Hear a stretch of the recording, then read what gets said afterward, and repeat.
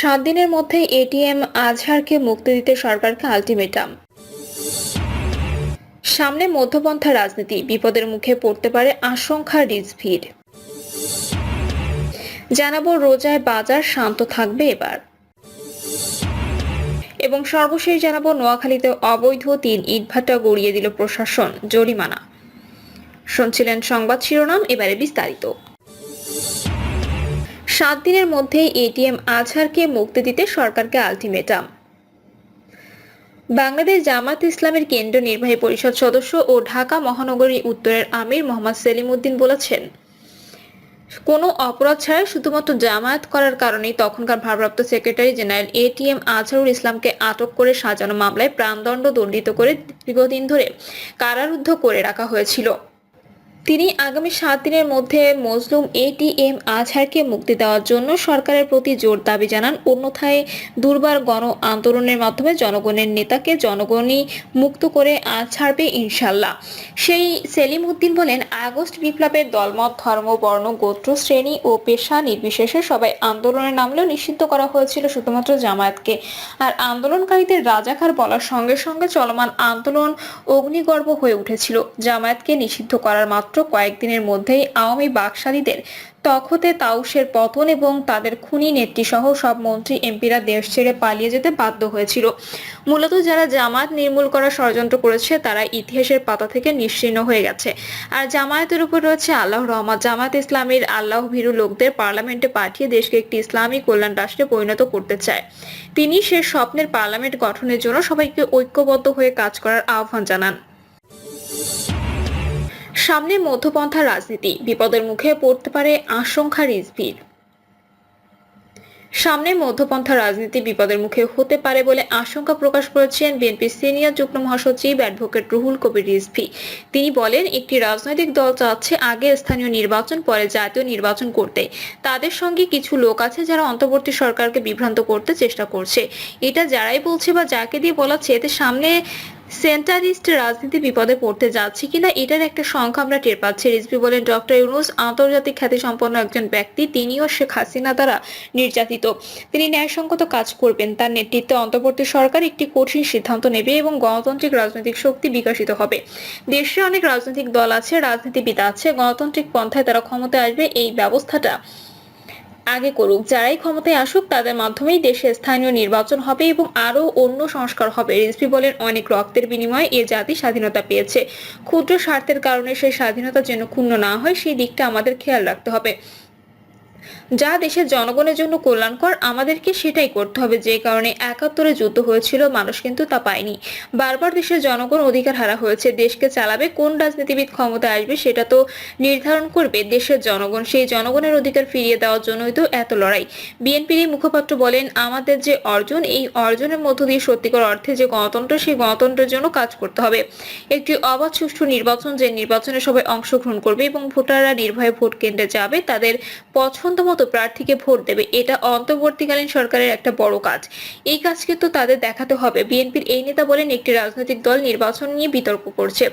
স্থানীয় নির্বাচন আগে হতে হবে, তারপর সংসদ নির্বাচন হবে। কেন? রাজনীতি কে করবে, কে ক্ষমতায় আসবে, এটা নির্ধারণ করবে জনগণ। জনগণের সেই ক্ষমতা ফিরিয়ে দেওয়ার জন্যই তো গত 17 বছর আন্দোলন সংগ্রাম হয়েছে। জনগণের যে ক্ষমতা শেখ হাসিনা ও আইন শৃঙ্খলা বাহিনী র্যাব ধ্বংস করেছিল, তা ফিরিয়ে দেওয়ার জন্যই তো এত রক্ত ঝরেছে। জনগণের কাছে সেই ক্ষমতা ফিরিয়ে দেওয়ার দায়িত্বই তো অন্তর্বর্তী সরকারের। সুতরাং স্থানীয় নির্বাচন আগে নাকি সংসদ নির্বাচন আগে, এই কথাগুলো আসছে কেন?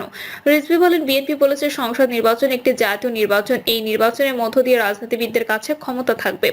ক্ষমতার উৎস হচ্ছে জনগণ। জনগণের কাছে সেই ক্ষমতা ফিরিয়ে দিলে রাজনৈতিক শক্তি বিকশিত হবে এবং সেই রাজনৈতিক শক্তি বিকাশের মধ্য দিয়ে যত নির্বাচন আছে সেগুলো হবে। কিন্তু বিতর্ক নিয়ে এসে স্থানীয় সরকার নির্বাচন আগে নাকি জাতীয় সংসদ নির্বাচন আগে, মাথা আগে নাকি লেজ আগে, তা নির্ধারণ করতে হবে। নির্ধারণ করতে হবে কোনটা চালিকা শক্তি। মাথা ঠিক থাকলে সবকিছু ঠিক থাকে। সংসদ নির্বাচনের মধ্য দিয়ে রাজনৈতিক দল ক্ষমতায়ন হবে, সেই ক্ষমতায়নের মধ্য দিয়ে অন্যান্য নির্বাচন হবে। এখানে নির্বাচন কমিশন নিরপেক্ষ থাকবে কিনা আপনারা সেটা দেখবেন। ছাত্রদলের সাবেক এই সভাপতি বলেন, রাজনীতিবিদদের বিশ্বাস না করা অর্থাৎ বিরাজনীতিকরণ। এই বিরাজনীতিকরণ করতে করতে গণতন্ত্রের আজ ভঙ্গুর অবস্থা। এটার মধ্য দিয়ে ফ্যাসিবাদের উত্থান হয়েছে। রাজনৈতিক শক্তিকে যদি খাটো করেন তাহলে চরমপন্থার উত্থান হতে পারে। চরমপন্থা শুধু বাম দিক দিয়ে আসে না বা ডান দিক দিয়েও আসে, এটা মাথায় রাখতে হবে। রোজায় বাজার শান্ত থাকবে এবার। রোজা শুরু হতে বেশি বাকি নেই, এর মধ্যে প্যাকেটজাত সয়াবিন তেলের সংকট তীব্র থেকে থেকে এটা অবশ্য চলছে কিছুদিন ধরেই। এরই মধ্যে একবার সয়াবিনের দাম বাড়ানো হয় উল্লেখযোগ্যভাবে। তখন স্পষ্ট হয়েছিল দাম বাড়াতে এমন সংকটের সৃষ্টি। আগেও আমরা সয়াবিন তেলের দাম বাড়ানোয় সরকারের সম্মতি আদায়ে এই প্রক্রিয়া ব্যবহৃত হতে দেখেছিলাম। চলমান সংকটেও কোনো কোনো দোকানে অবশ্য প্যাকেটজাত তেল মিলছে, কিন্তু কিনতে হচ্ছে বেশি দামে।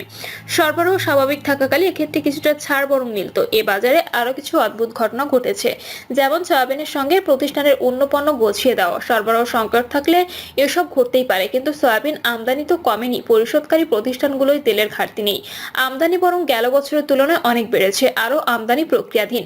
রোজিয়া সয়াবিনের কোনো সংকট হবে না বলে জানাচ্ছেন ব্যবসায়ীরা।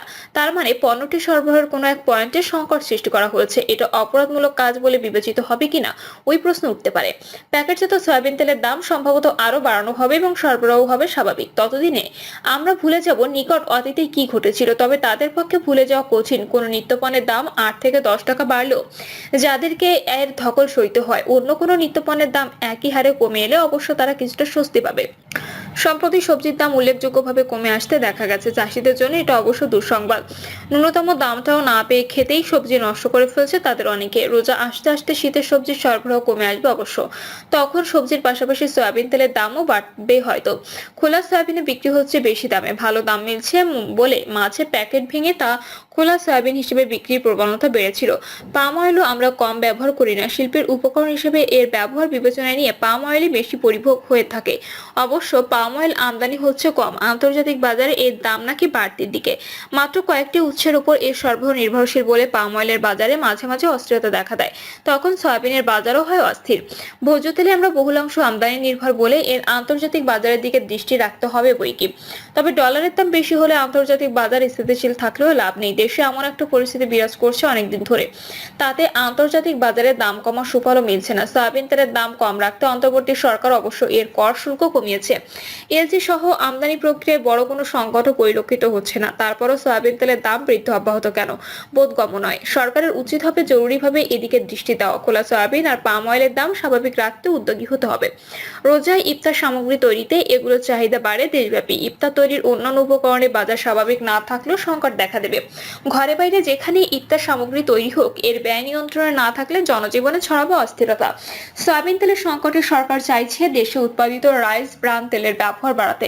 তবে স্বাস্থ্য বান্ধব বলে প্রচার থাকলেও এ ভোজ্য তেল এখনো জনপ্রিয় হয়নি। দামও অপেক্ষাকৃত বেশি। টিসিবির কার্যক্রমে কোনো কোনো ক্ষেত্রে অবশ্য রাইস ব্রান তেল বিতরণ করতে দেখা যাচ্ছে। বেশ কমে মিলছে বলে এটা হয়তো গ্রহণ করছে স্বল্প আয়ের মানুষ। তবে তারা খুশি হয় প্যাকেটজাত সয়াবিন তেল পেলে। সুখবর যে কিছুদিন বন্ধ থাকার পর টিসিবির ট্রাক সেল চালু হয়েছে। ফ্যামিলি কার্ডের বাইরে থাকারও এখান থেকে পণ্য কিনতে পারবে। সংকটকালে রাষ্ট্রীয় অর্থের এমন ব্যবহারে কারো আপত্তি নেই, বরং দাবি রয়েছে কার্যক্রমটি বিস্তৃত করার।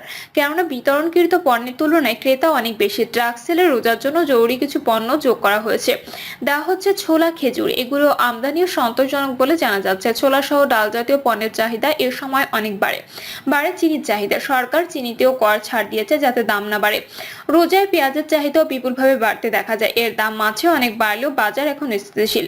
রোজা চলাকালে মূল মৌসুমে পেঁয়াজ এসে যায়, আমদানিও অব্যাহত। পেঁয়াজের দাম হয়তো নিয়ন্ত্রণে থাকবে। মাঝে তেলের সমাধি হলেও নতুন আলু ওঠার পর থেকে এর দাম নিম্নগামী। আলুর দাম এত কমেছে যে সেটাও চাষিদের জন্য দুঃসংবাদ। এই অবস্থায় আলু উৎপাদনে তারা আগ্রহ হারালে সেটা আরেক সংকটে জন্ম দেবে। বিগত সরকার আমলে সেই দিকে থেকেই যেতে হয়েছে আলু আমদানিতে। এখন অবশ্যই প্রয়োজন নেই। বিক্রিতে ঝুঁকি থাকলে ব্যবসায়ীরা আলু আনতে চাইবে না। এক্ষেত্রে চালের কথা উঠতে পারে। কর শুল্ক ব্যাপকভাবে কমালেও মাঝে তেমন চাল আমদানি হয়নি, কারণ দামে পোষাচ্ছিল না। এ অবস্থায় খাদ্য নিরাপত্তা ঠিকঠাক রাখতে সরকার নিজে উদ্যোগী হয়েছে আমদানিতে। অন্যান্য পণ্যে না থাকলেও চালে কিছুটা ঘাটতি রয়েছে বলে স্বীকার করা হচ্ছে। এই কারণে আমন মৌসুমে চালের বাজারে দেখা দিয়েছে অস্থিরতা। এটি এখনো স্থিতিশীল হয়নি। কোনো কোনো বছর রোজায় চালের দাম বাড়তে দেখা যায়। সরকারের সতর্ক পদক্ষেপে এবার সেটা না হলে আমরা বাঁচি।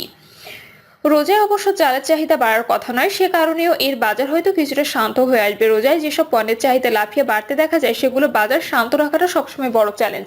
তাতে ভোজ্য তেল অবশ্যই পড়ে। রোজার আগ দিয়ে এই বাজারটাই এবার দেখা যাচ্ছে সবচেয়ে অস্থির। তবে আমদানি কেমন যা হচ্ছে তাতে সরবরাহ সংকট হওয়ার কারণ নেই। অনেক সময় অতি আমদানির কারণে কোনো কোনো পণ্যের দাম কমে যেতেও দেখা যায়। কোনো কোনো ঈদের বাজারে মশলার ক্ষেত্রে এমনটি ঘটতে দেখা গিয়েছিল। বেশি দিন সংরক্ষণ করা যায় না এমন পণ্যে অতি আমদানির সংকট দেখা দিলে ব্যবসায়ীদের মুশকিলে পড়তে দেখা যায়। এবার কোনো কোনো পণ্য আমদানির প্রবাহ দেখেও অনেকে এমন আশঙ্কা করছেন, কোন কোন পণ্য আমদানিতে নতুন ব্যবসায়ীদের তৎপর দেখা যাচ্ছে।